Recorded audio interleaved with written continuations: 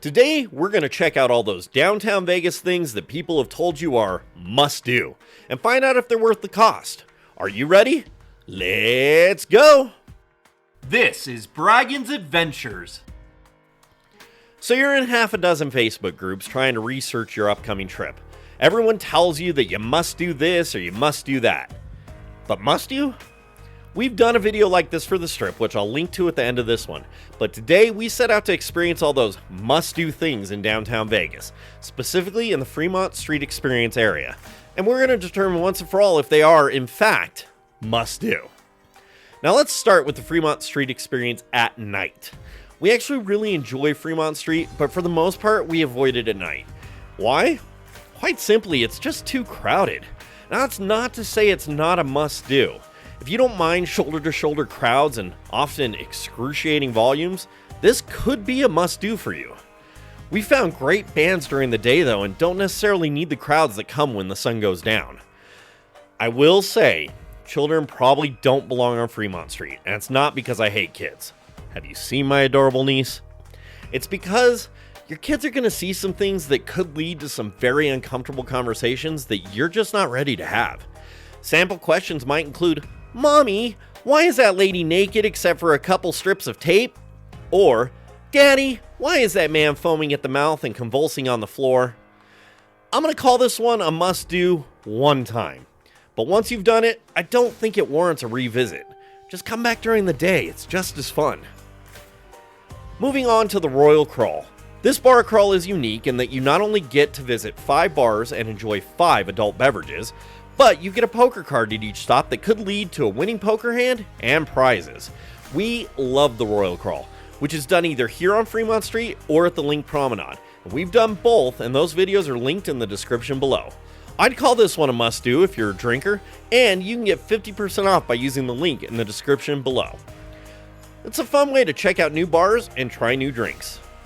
Let's continue at the northwest end at Circa Stadium Swim. Anytime somebody asks about Vegas pools, half the responders say you must do Stadium Swim. But why?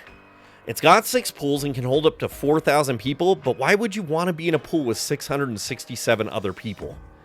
Now, it does have a 143-foot screen showing anything and everything sports. It is $25 to get in unless you're staying at the Circa, Golden Gate, or the D, which are all owned by the same company. I don't know, this just seems like the opposite of fun to me. If I want to swim, I'm going to hit any other pool in Vegas. And if I want to watch sports, I can do it at a sports book for free. I just think this one's not worth it. Even if you have free admission, it's an awfully long walk back to your room, especially if you're staying at the D. Moving south and heading slightly off the experience, you'll find the Mob Museum. This one's $35 for general admission, but you can grab a discount if you have a Las Vegas Advisor Platinum membership. If you're looking to save hundreds in Vegas, Las Vegas Advisor Platinum membership can do just that. This book is packed with discounts on accommodations, attractions, drinks, food, gaming, and shows. The discounts cover properties in the Strip area, Fremont Street, and the larger Vegas Valley. Still undecided? Check out our Fremont Street video where we saved over $200 in a single day using our Las Vegas Advisor coupon book. Use the link in the description below to get your book today. This really is a short walk from the Fremont Street Experience, and even if you pay full price, I think it's worth it. You could spend 6 hours in here learning about the torrid history of Vegas. Certainly don't plan on less than an hour. If you're a history buff, or even if you just like films like Casino, this is definitely a must-do. Volunteers are friendly, and it's 4 stories worth of history. Be sure to check out the underground for a speakeasy experience while you're here. Moving southeast, you're going to pass the end of the Fremont Street Experience canopy and find Neonopolis. Now, Neonopolis is, well, for lack of a better word, a strip mall. And it features a Welcome Back Las Vegas video on the website circa the end of the COVID pandemic, so obviously nobody's touched that in quite a while. When you're there, it just feels like a forgotten mall of the 90s. There's a cool but overpriced toy store called the Toy Shack. They've got a karaoke nightclub called Cat's Meow. There's several dining and drinking options, plus a few gamer opportunities. The Nerd and Hammered Harry's come to mind. Perhaps most famous is the Heart Attack Grill, which is honestly the only thing we found to be worthwhile here. It's overpriced but tasty burgers, but in reality you're paying for the experience. I wouldn't make Neonopolis a destination, but the Heart Attack Grill was a nice stop. Now just outside Neonopolis is Slotzilla. That's the zip line you've seen traversing the Fremont Street experience. There are 2 lines available, a shorter seated line that runs for just 2 blocks, 7 stories above the street below, and then the Superman style line that runs for 5 blocks, 11 stories above. Now that's the one we did. Now I'm not gonna lie, it was pretty cool. And we've done a number of zip lines around California, Nevada, and Hawaii. The experience here is worth the cost, and I highly recommend adding the video package. What it's not worth is the wait. Few things on earth ever are. Now, we booked our timed tickets 6 months in advance and still waited in line for 2 hours to do this. See, that time that you pick online is the time you get to get in line, not the time you're gonna ride. And Slotzilla's got a real greed problem in that they don't limit the number of tickets that they sell per hour. If you want to do this, I would recommend doing it early in the day during the week if you want to avoid those 2-hour waits on the weekends. Now, that being said, this is infinitely better than the Link Promenade zipline that we covered in the Must Do Strip video. Braggins Adventures now has memberships. For less than $2 a month, you can become an adventurer. Perks include access to a members-only YouTube community, early access to all videos when available, priority responses to comments, plus members-only badges. It's a great way to support the channel. Become a Braggins Adventurer today.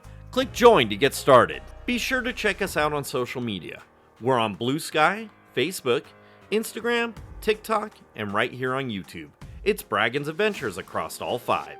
If you haven't already, why not give us that thumbs up on this video and then click subscribe and ring that notification bell so you don't miss out on any new content. It really helps out the channel.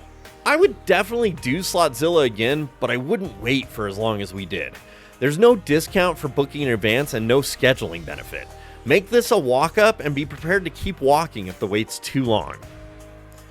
We're going to step off the Fremont Street experience here for the Neon Museum. And at the time of filming, they're located a short 15-minute walk north of the Fremont Street experience. We walked in tonight and felt safe, but you might consider driving if you're skittish. I've heard rumor they'll eventually move to a new location in the Arts District, which is technically still considered downtown. The staff here can be pretty rude, and the slightest breeze shuts this place down. I'm not even going to spend a long time on this one. I think it's a skip for those 2 reasons alone. The last must-do we're covering here is the Downtown Container Park, a 6-minute walk from Slotzilla. This is cool in concept, but the weird security to get into this mall and the lack of cleanliness makes it a skip. There's some yummy dining options here, and the fact that they give lesser-known bands a platform to play is nice. There's a small playground making this kid-friendly during the day, but it also means it's infested with kids during the day.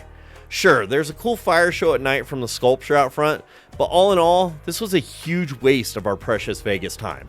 The highlight here is Mob Pie for cheap and pretty good pizza slices. Those are all of the must-dos you said we should check out on Fremont Street. What's your favorite must-do on Fremont? Check out our review of must-do spots on the Strip in this video, or the rest of our Vegas content in this playlist on screen. Thanks to our sponsor, Las Vegas Advisor, and thanks so much for watching. We'll see you on the next adventure. Bye!